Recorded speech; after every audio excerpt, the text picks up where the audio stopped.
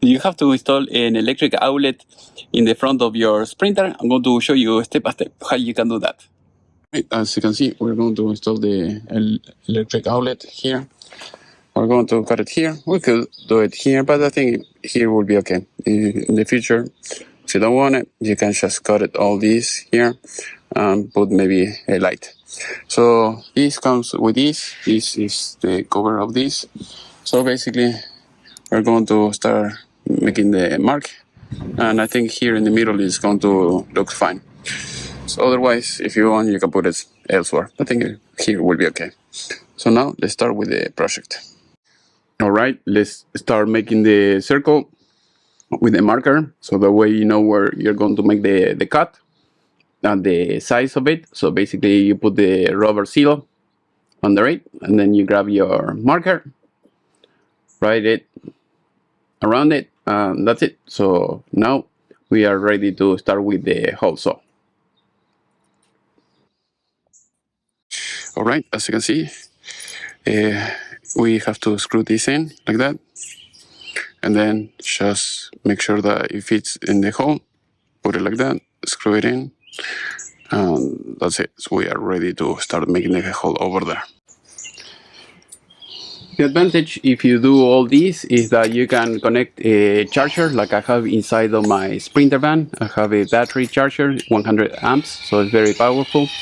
So even if the battery dies, or if I don't use this for a very long time, it will be on all the time. Also, I'm thinking in adding another power line from here to the interior, so to the cargo area, so that way I can connect all my batteries and for my power tools. So that way, if in the future, you know, I want to have everything charged up, let's say if I am in a customer and I don't want to start the engine, you know, to start the inverter, I can just plug in this to the garage of the customer, and then I can charge all my batteries at once without having a cable, you know, hanging from my cargo van, or leaving the door open, or, you know, unloading the charging stations and put them inside or putting them inside of the customer, and maybe I'll forget them later. So this is more practical to me. Now we're going to make a match the holes that you see here, so that way it will stay like that, and if this is not all the way in, it will fall in place. So we're going to put it just like that. We're going to use few screws here. So in this area, you can use drywall screws. I think it will be okay. It will stay. So, but if you need something maybe better, you can use rivets. And rivets, you know, it will stay forever, and it will be more hard to remove. But I think it will be okay. If you change your mind someday, maybe you can put the light instead of this plug, and that's it. If you have to resell it or something like that. But in my case, I'll sell it the way it is. All right, as you can see, when you finish using it, just pull this out. That's it. So now we are going to connect it inside. As you can see, I have the both cables. So we have this, we have the other one. We should be good.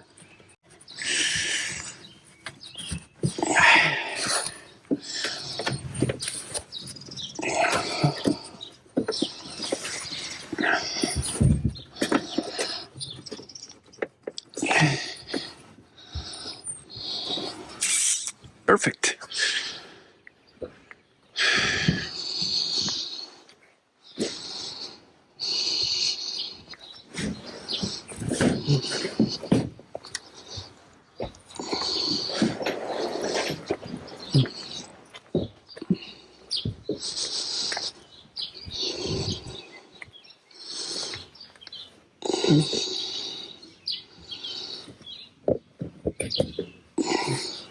It worked great, and that's it. So now it's charging, and I don't have to do weird things to make it work.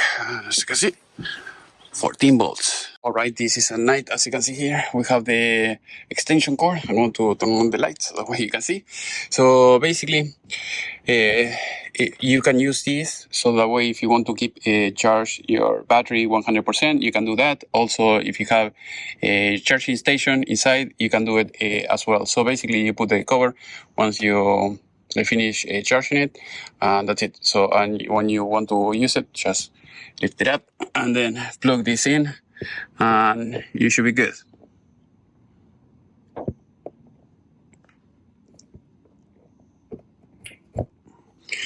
There we go.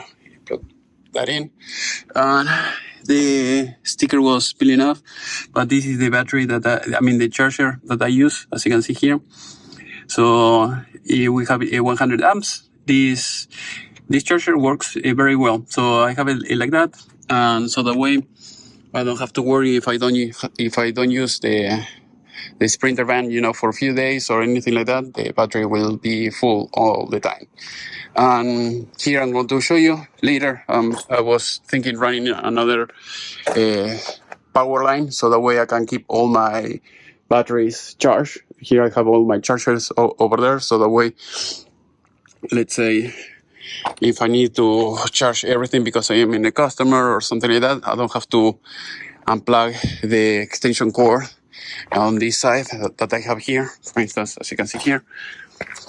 This, and then I don't have to plug this in to the customer, and I don't have to leave the door open or anything like that. Now I'm organizing, so because I was installing a rack on the side of the Sprinter van, so I took all the boards off. So tomorrow I will keep working on this. But so the idea of this is having this. So I go to the customer, I plug this in, and I can have energy inside of the charging station. I can keep my battery full all the time if I don't use the cargo van for long periods of time. And here, as you can see, these are the ladders that I installed. I have another video talking about how to install these type of racks here on the side. So that is why I took everything out. And here I'm going to show you the inside. So as you can see here is charging is 14.1, so it's working great. The downside, at least of this Sprinter van, I replaced the stereo. I didn't have any stereo because this is a FedEx cargo van, and for some reason at night, I don't know if you can see this, the screen, it never shut off. So you can see always the screen a little bit on. There is no way to turn this off completely 100%, so that drains the battery. And also I have here, as you can see, the cameras. So when I go back, so I want to see everything. For instance, with this, I use it for the ball. So for the hitch, and here when I drive. So here I have a camera that records inside, and I have another camera that goes is aiming forward, and I have another camera that is aiming to the rear, so that way I can record everything when I drive. So if there is any accident or something like that, you have a proof of everything. So those are the two cameras that I have right now. But everything is pulling a lot of energy, and if I forget